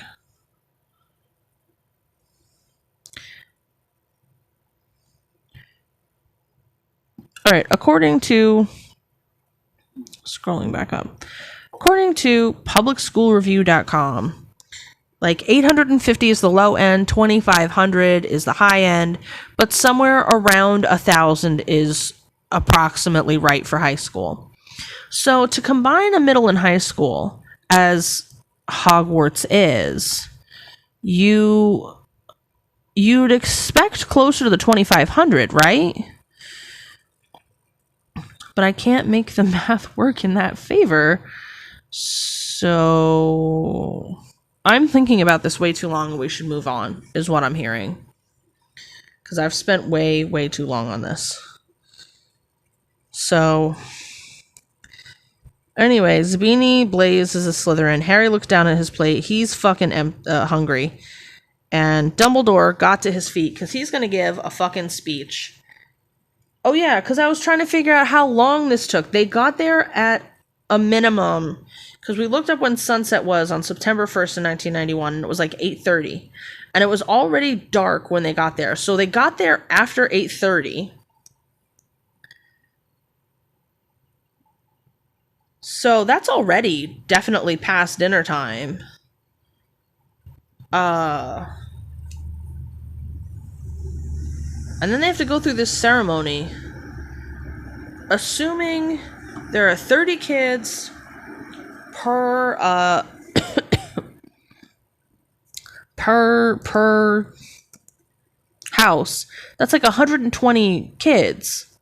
So even if it only takes an average of 1 minute per student, that's like 2 hours. So we're at like 10:30 now, and Dumbledore's gonna give a fucking speech. Welcome, he said. Welcome to a new year at Hogwarts. Yeah, thanks. Can we eat? God damn. Before we begin our banquet, I would like to say a few words. And here they are. Nitwit, blubber, oddment, tweak. Yeah, that's real good, Dumbledore. You fucking... The fellow kids sure do love you. Thank you. He sat back down. Everybody clapped and cheered. Harry didn't know whether to laugh or not. Is he a bit mad? He asked Percy uncertainly. Mad, said Percy airily. He's a genius. Best wizard in the world. But he is a bit mad, yes. Potatoes, Harry? Harry's mouth fell open. The dishes in front of him were now piled with food. He'd never seen so many things he liked to eat on one table. Roast beef, roast chicken, pork chops, lamb chops, sausages, bacon, steak, boiled potatoes, roast potatoes, fries, Yorkshire pudding, peas, carrots, gravy, ketchup, and for some reason, peppermint humbugs. This seems like a waste, knowing that there are slaves in the kitchen making like dozens, right, of lamb chops, sausages, roasts, like, for kids to probably mostly not even finish it. What a fucking waste.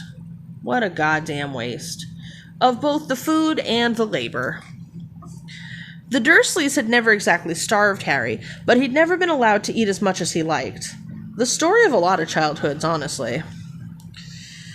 Dudley had always taken anything that Harry really wanted, even if it made him sick. So are we saying Dudley had allergies, or... Harry piled his plate with a bit of everything except the peppermints and began to eat. It was all delicious. Just for my curiosity, isn't peppermint humbug like that's mints, right? They're like dinner mints. Peppermint humbugs. There's a recipe and Harry Potter are the two top. Yeah, it's just little mints. It's just a mint. It's those little swirly mints. When you think of a mint, that's what a peppermint humbug is.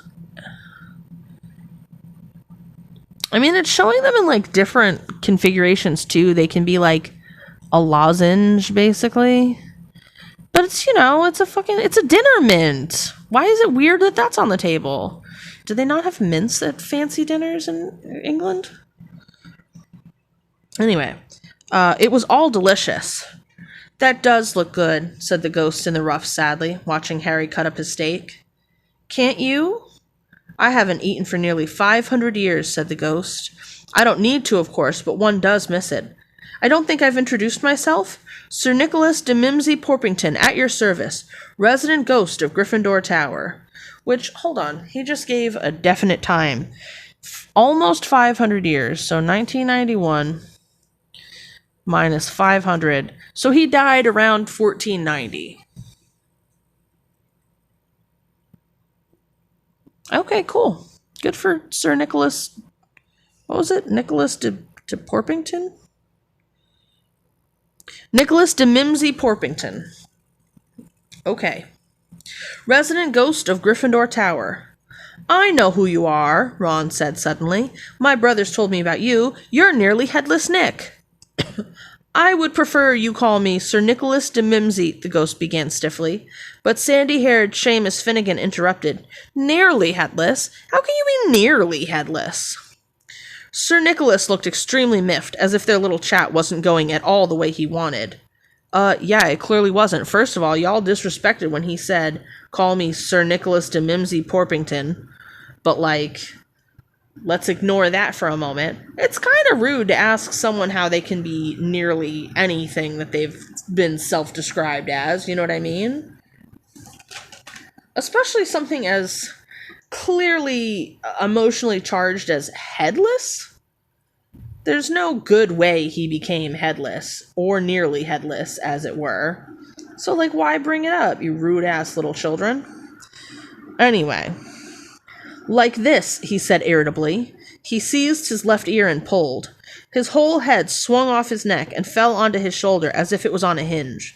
Someone had obviously tried to behead him, but not done it properly. Looking pleased at the stunned looks on their faces, nearly headless Nick flipped his head back onto his neck, coughed, and said, So, new Gryffindors. I hope you're going to help us win the house championship this year? Gryffindors have never gone so long without winning. Slytherins have gotten the cup 6 years in a row. The Bloody Baron's becoming almost unbearable. He's the Slytherin ghost. I also really love that they all got ghosts. Like... And then the author just promptly forgot that they all had ghosts. Once upon a time, Hogwarts had ghosts. Then the author was like, I don't really have time to talk about these ghosts. Goodbye, ghosts. You're gone. Shit's wild. Anyway.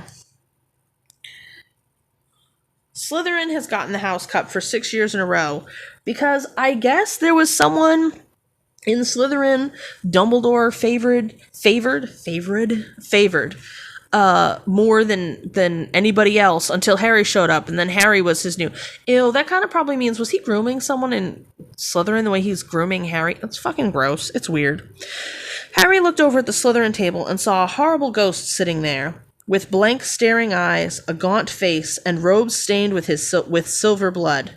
He was right next to Malfoy, who, Harry was pleased to see, didn't look too pleased with the seating arrangements. He was mildly rude to you once, and you're already like, yeah, fuck that kid. I'm glad he's uncomfortable. But we're supposed to be upset with Draco. Okay. I mean, I'm just saying. It's fucking rude of him, too. How did he get covered in blood? Asked Seamus with great interest. I've never asked, said nearly headless Nick delicately. You know, as a child I assumed he was murdered, but now I'm like, did he murder somebody? I feel like he probably murdered somebody. And died in the act, maybe? Anyway, when everyone had eaten as much as they could, or maybe he was mauled, I don't know. When everyone had eaten as much as they could, the remains of the food faded from their plates, so they just, like, teleported their dirty plates down to the house elves, who I guess had to clean them? By hand, maybe? Who knows? Leaving them sparkling clean as before. A moment later, the desserts appeared. Blocks of ice cream in every flavor you could think of. Apple pies, treacle tarts, chocolate eclairs, jam donuts, trifle, strawberries, Jell-O, rice pudding. You know, Jell-O's a brand name. Did she know that when she put that in? Like, gelatin is the... Well, didn't she say gelatin? No, she didn't. Well, whatever. As Harry helped himself to a treacle tart, the talk turned to their families. I'm half and half, said Seamus. Me dad's a muggle. Mom didn't tell him she was a witch till after they were married. Bit of a nasty shock for him. But how could she tell him at all, with the statute of secrecy and stuff? How did she tell him at all? That should have been unallowed. The others laughed. What about you, Neville? Asked Ron. Well, my gran brought me up, and she's a witch, said Neville. But the family thought I was all muggle for ages. You mean squib, you can say it. Anyway, my great-uncle Algy kept trying to catch me off my guard and force some magic out of me. He pushed me off the end of Blackpool Pier once. I nearly drowned. But nothing happened until I was 8. Great-uncle Algy came round for dinner, and he was hanging me out of an upstairs window by the ankles when my great-auntie Enid offered him a meringue, and he accidentally let go. Accidentally, you're You're kidding yourself. You want it to have been accidentally. That man was like, it's okay if I murder my nephew because fuck him if he's not a wizard.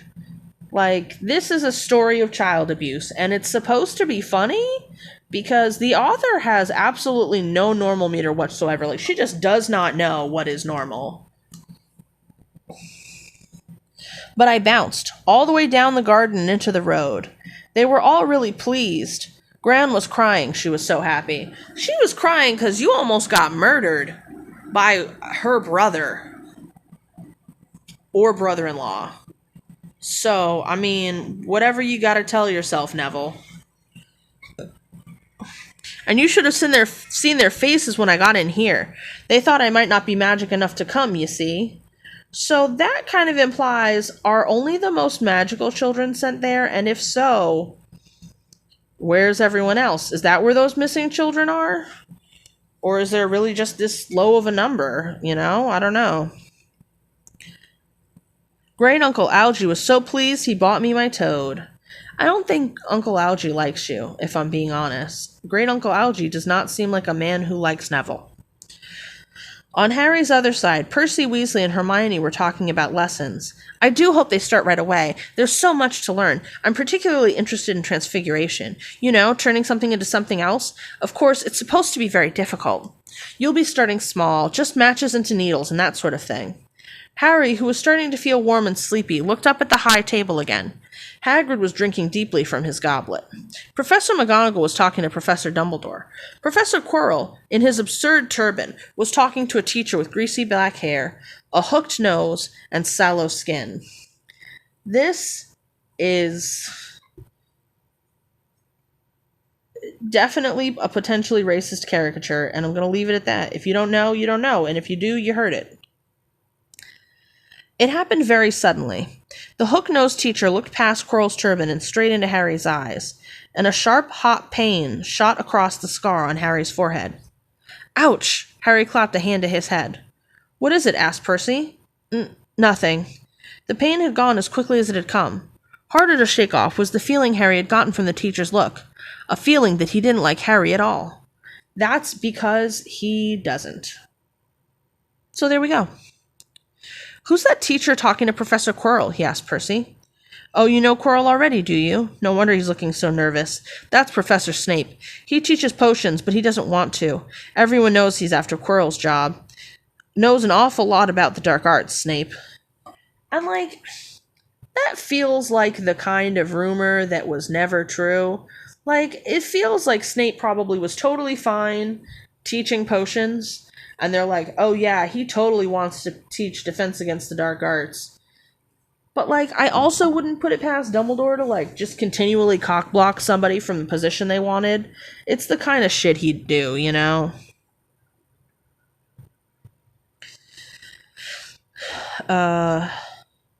Harry watched Snape for a while, but Snape didn't look at him again. At last, the desserts too disappeared, and Professor Dumbledore got to his feet again. The hall fell silent. Just a few more words now that we are all fed and watered. I have a few start-of-term notices to give you. First year should note that the forest on the grounds is forbidden to all pupils. You know, unless you get a detention, in which case you're allowed in there at night for just alone. So, go ahead, do some misbehaviors and you can explore there at night for free. A few of our older students would do well to remember that as well. Dumbledore's twinkling eyes flashed in the direction of the Weasley twins. So, it's canon. He knows that kids are going into dangerous fucking woods at night. And it's like, haha, how funny. Please don't. But if you do, 0 consequences. In fact, the consequences actually might be go back into those fucking woods. So, you know. I have also been asked by Mr. Filch, the caretaker, to remind you all that no magic should be used between classes in the corridors. I love that he threw Filch under the bus here, because why the fuck would he care, honestly? I mean, I guess because he's got to clean shit up and he ain't got magic. Why do they even have a non-magical, like, janitor? Doesn't make any sense to me. Quidditch trials will be held in the second week of the term. Anyone interested in playing for their house team should contact Madam Hooch. And finally, I must tell you that this year the third floor corridor on the right-hand side is out of bounds to anyone who does not wish to die a very painful death. And way to make sure that every student is now going to check out that corridor. He could have just been like, hey, the toilets were about... He doesn't even have to say it, just don't go in that corridor. It's just... in fact, it probably would have been better if instead of saying anything about it, he just put up a sign that said, out of order in the hallway. And people would be like, how the fuck is a hallway out of order? But I guess whatever. No one would have given a single fuck. Harry laughed, but he was one of the few who did. Because Harry laughs in the face of danger. Ha ha ha ha. Also, he's stupid for not understanding that was a real threat. He's not serious, he muttered to Percy. Must be, said Percy, frowning at Dumbledore. It's odd, because he usually gives us a reason why we're not allowed to go somewhere. Except, canonically, no, he doesn't. In this speech just now, he was like, don't go in the woods. No reason was given for that. He was just like, don't go there. Don't do magic in the hallways. Why? Because Filch said so, that's why. That's not a reason. Anyway, the forest's full of dangerous beasts. Everyone knows that. I do think he might have told the prefects, at least. Percy's feelings are big time hurt. That he was not privy to the reason he can't go to the hallway. Which means he's going to be among one of the first students to go up there and see why they're not allowed there. This man is very bad at safeguarding children. And now, before we go to bed, let us sing the school song, said Dumbledore. I also think an opportunity was missed with not putting this in the movies. And I also really love that this is mentioned exactly once and then never again. They never ever sing the school song again. I don't know if this was just, the author was just trying real hard because it was her first book or something, and she felt like if it's for kids, you gotta include a bunch of poems. Because this book has a ton of poems. But, yeah, I don't know. Dumbledore gave his wand a little flick, as if he was trying to get a fly off the end. Because, again, sometimes you just don't need an incantation. Anyway, and a long golden ribbon flew out of it, which rose high above the tables and twisted itself snake-like into words. Everyone pick their favorite tune, said Dumbledore, and off we go. I will be picking no tune, because this set of words does not really fit any specific tune. Hogwarts, Hogwarts, hoggy-warty Hogwarts, teach us something, please. Whether we be old and bald or young with scabby knees, our heads could do with filling with some interesting stuff, for now they're bare and full of air, dead flies and bits of fluff. So teach us things worth knowing, bring back what we've forgot, just do your best, we'll do the rest, and learn until our brains all rot.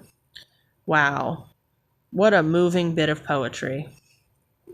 Everybody finished the song at different times. At last, only the Weasley twins were left singing along to a very slow funeral march.